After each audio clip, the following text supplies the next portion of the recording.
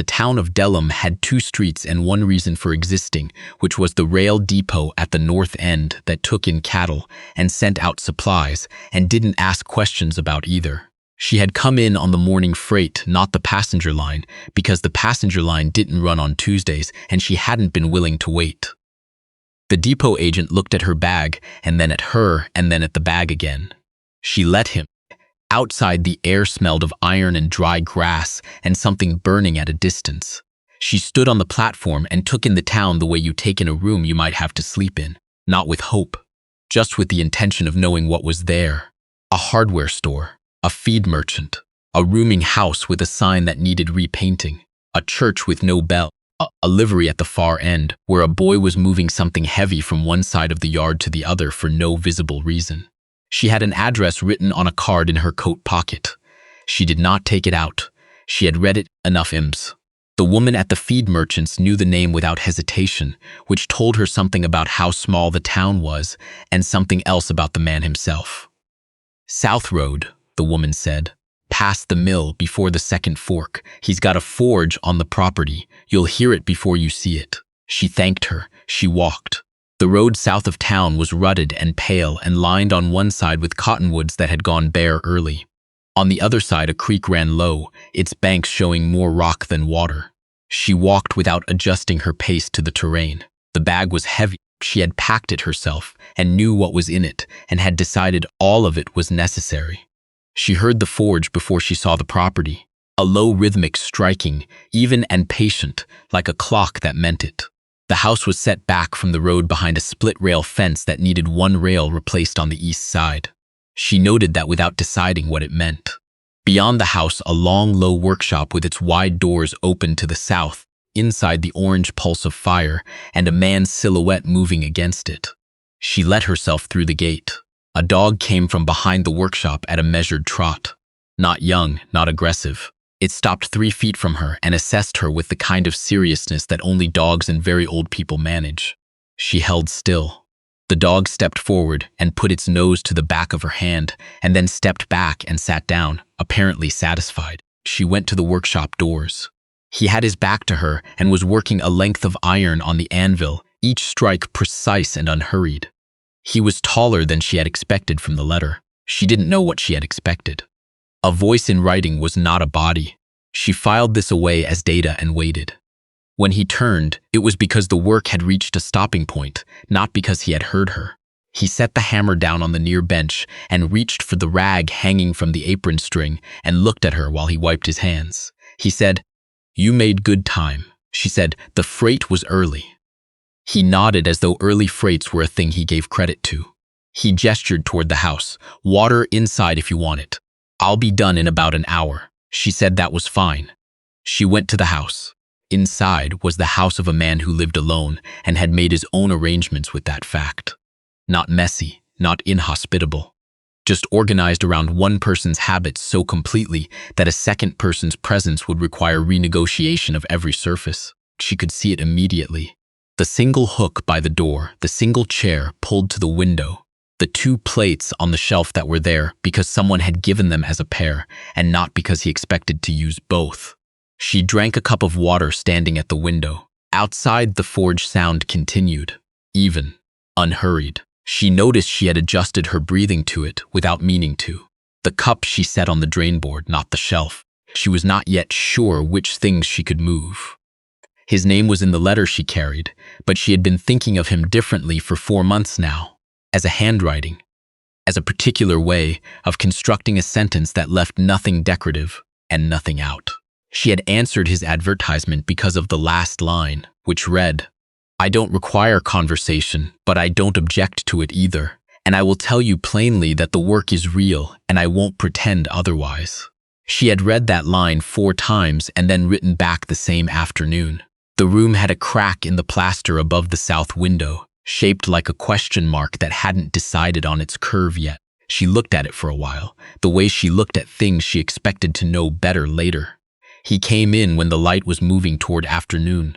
He washed his hands at the basin with a bar of dark soap and dried them on the cloth hanging from the nail, not the dish towel. She noticed the distinction. He took 2 cups from the shelf and poured from the pot on the stove that had been sitting long enough to be strong, and he set one of the cups on the table near her without asking if she wanted it. She sat down. He sat across from her. He said, "The work is 6 days a week. I do my own cooking, but I'm not particular about it, and if you'd rather handle it, I won't argue." She said she would handle it. He said, "The room at the back is yours.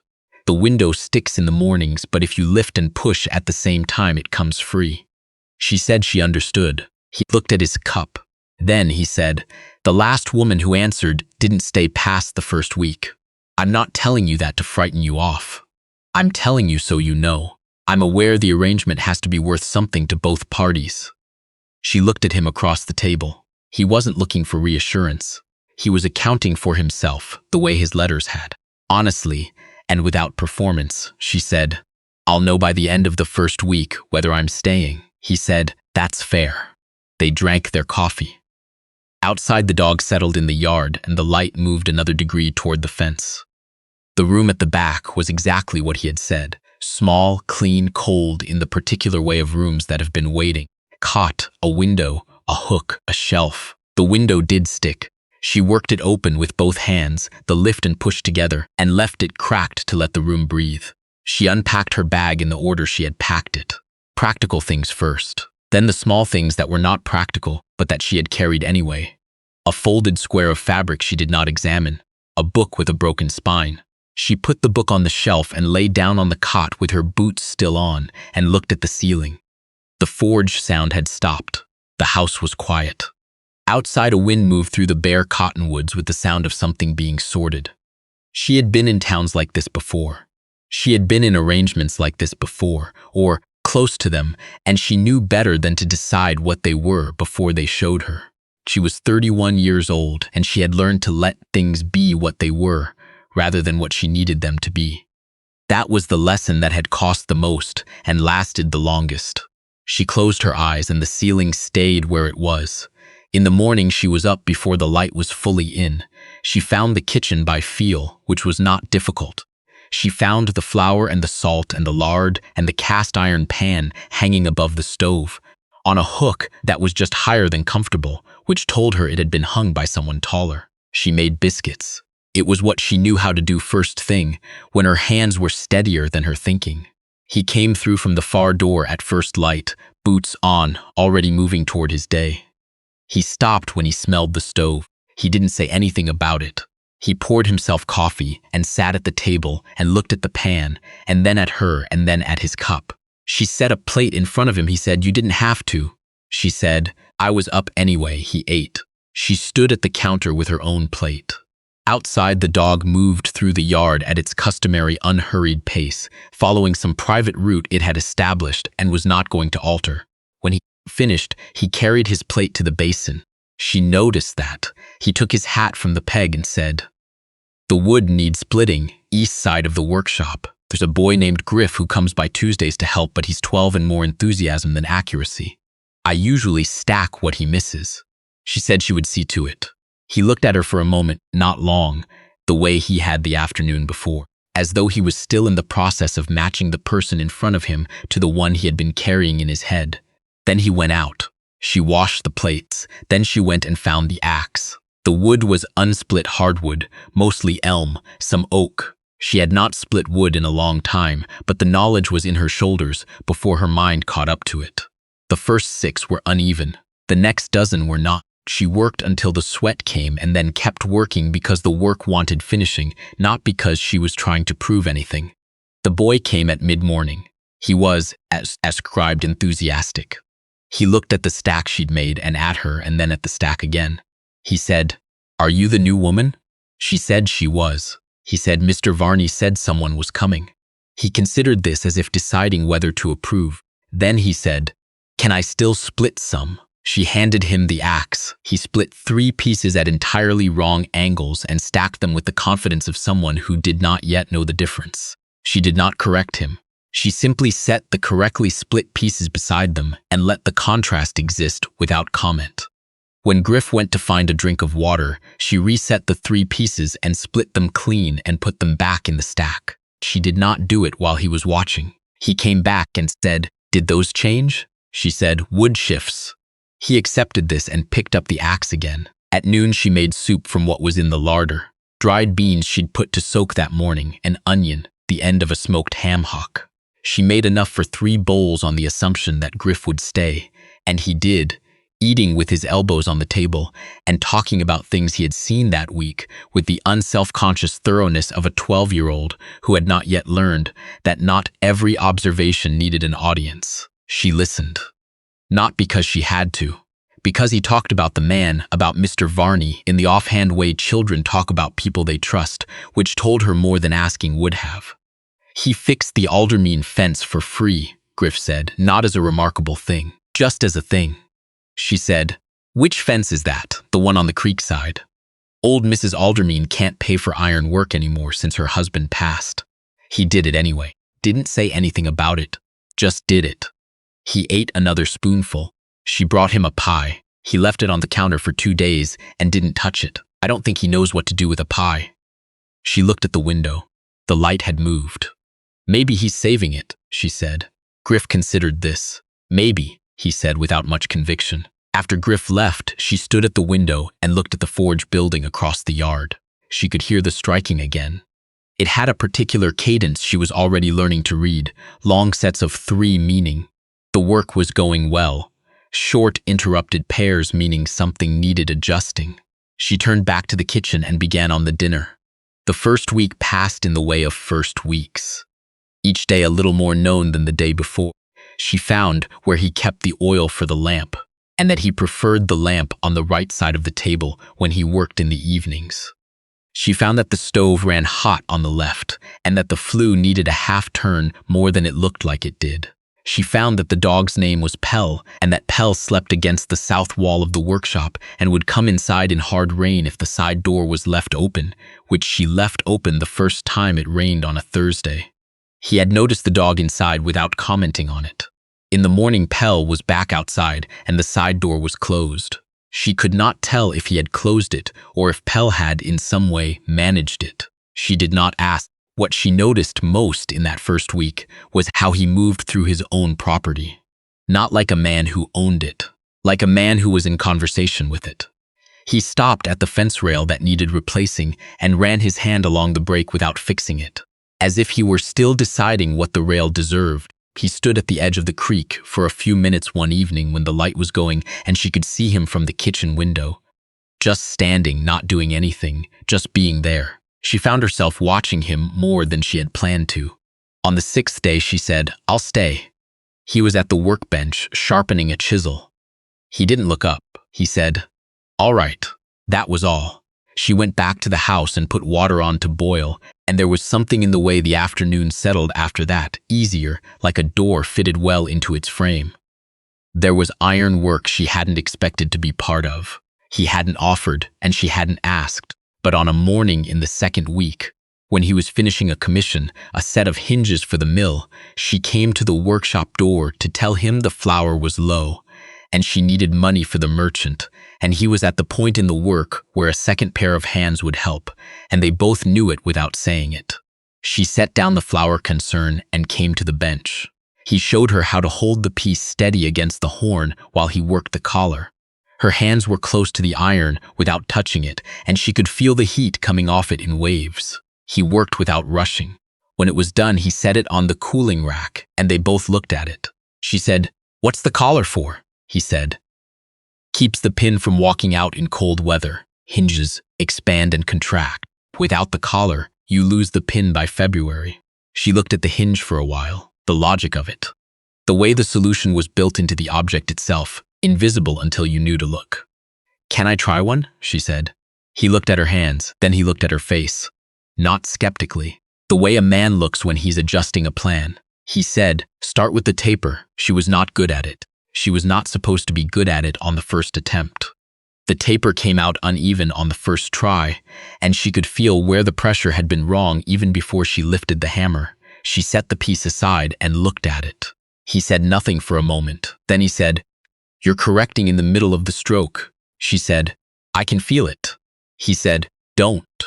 Commit to the angle before the hammer comes down. The iron will go where you send it if you've already decided." She tried again. The second taper was closer. The third was close enough that he gave a small nod, not at her, at the work, which was a distinction she had already learned to make. They worked through the midday without stopping. She forgot about the flour. Griff arrived in the afternoon and stopped in the doorway with his mouth open and then closed it again without saying what he had been going to say. He looked at her at the anvil and then at Mr. Varney and then back. He said finally, "Mrs. Aldermean says hello." Mr. Varney said, "Tell her I said same." Griff left without asking any of the questions she could see him deciding against. She appreciated that more than she would have been able to explain. Her hand was red along the outer edge of the palm where the hammer handle had rubbed. She noticed it when she was washing up that evening and said nothing about it. She dried her hands and went to make supper and cut the bread for the table. He came in from the workshop, looked at her hand on the bread knife, and looked away without commenting. But in the morning, there was a piece of soft leather on the workbench, folded and cut to the right size for a grip wrap, sitting where she would see it when she came to work. She picked it up and turned it over. He was already at the forge and did not look up. She fitted it to the handle and went to work on the piece she'd left unfinished the night before. The town had a way of looking at the property that she had learned to read from the kitchen window. People drove past on the South Road with a kind of deliberate non-looking that meant they were looking. A woman at the dry goods who was pleasant in the way of someone collecting information.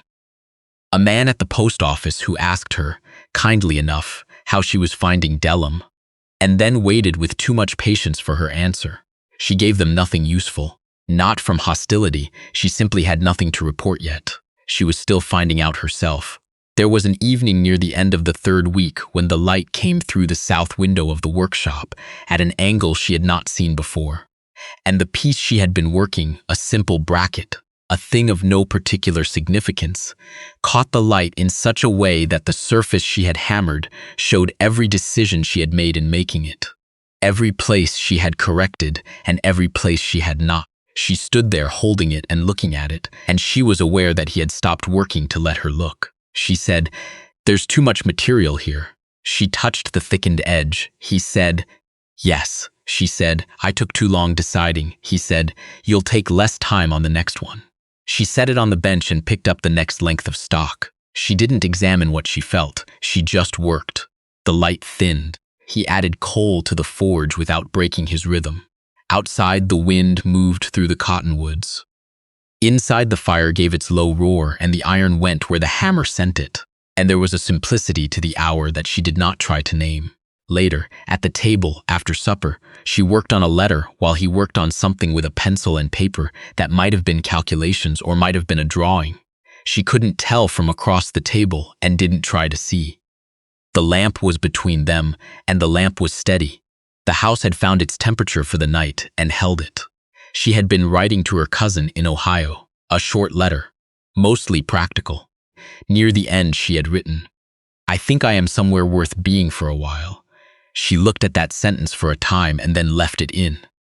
She sealed the letter and set it by the door for the morning and went back to the table. He had set his pencil down and was looking at whatever he had been working on. Then he looked up and found her already looking at him, which was not a thing she had intended him to know, and she looked back at the lamp instead. He said, "There's a commission from the mill foreman, Gate Hardware. 2 hinges, a latch, a bolt assembly. It'll take most of next week." She said, "Do you want me on it?" He considered for a moment with the same deliberateness he brought to most things. Then he said, "I'd like it if you were." She said, "All right." He picked up his pencil. She picked up the book from the side table, the one with the broken spine, and opened it to where she'd left off, which was not very far in. She had been starting the same page for 3 evenings now because she kept stopping to listen to the house. The fire in the stove settled. Outside, Pell moved once along the wall and then was still. She read the same page again and retained more of it this time. In the morning, she was up first, as had become the way of it. The light came in gray at the kitchen window, and she put the coffee on and stood looking at the forge building across the yard while it heated. The roof on the south end needed attention before winter. She had noticed the gap in the 4th row of shingles 2 weeks ago, and had not said anything because it was not her roof. She was still deciding if that was true.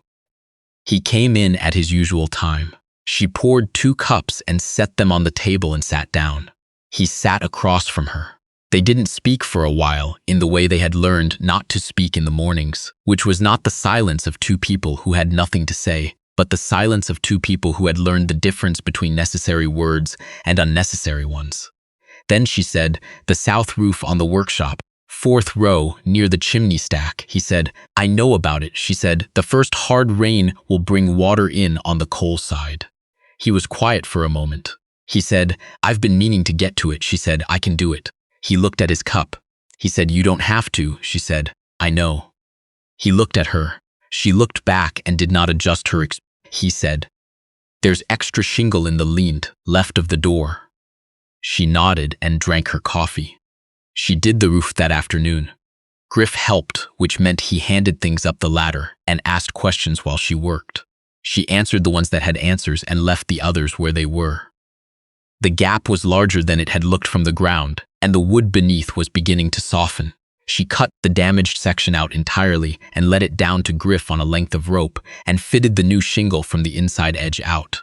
When she came down, Griff squinted up at the repair from the yard. He said, "Mr. Varney usually does the roof himself." She said, "He was busy with the gate commission." Griff thought about this. "He doesn't usually let people fix his things," he said, not accusingly, just noting it. She coiled the rope and hung it on the hook by the lean-to door. "Maybe he's changing his habits," she said. Griff nodded slowly, as if this were a reasonable and sufficiently serious thing to consider. That evening after supper, without remarking on it, he went out and looked at the roof from the yard for a while. She could see him from the kitchen window. He stood there the way he stood at the creek, just being present with a thing, letting it settle into his understanding. He came back in and washed his hands even though they were already clean and sat down at the table. He said, "The inside edge." She said, "It was starting." He said, "I would have missed it from the outside." She said nothing. She went back to the letter she was writing, which was not to her cousin this time. He picked up his pencil. The lamp was steady between them. The gate commission took the better part of 10 days. Long days, starting early and going until the light was gone. And she learned more in those 10 days than she had in any single stretch she could name. He was not a patient teacher in the way of men who consider it teaching. He was patient in the way of men who simply allow you to be present while they work and trust you to take from it what you can. She took from it everything she could. The bolt assembly was the hardest part. 3 moving pieces that had to align not just with each other but with the placement of the gate, which was not perfectly square, and the tolerance was narrow. She spent an afternoon on the primary sleeve and got it wrong twice and right once, and the right one she knew was right before she measured it. She held the parts together and felt the alignment settle and stood very still for a moment. He was at the other end of the bench. He had not watched her do it, but he said, "There it is." She set the assembly on the rack. On the day the commission was finished, the mill foreman came with a wagon and 2 men. He walked through the workshop, looking at the work with the thoroughness of a man spending his own money, and found nothing to object to. He paid, and they loaded the wagon. When they were gone, she swept the workshop floor. He sat on the bench and drank water and watched her sweep. She was aware of him watching, and she did not change what she was doing. After a while, he said, "Aldermean's fence needs new pins. I told her I'd get to it in the spring." He paused.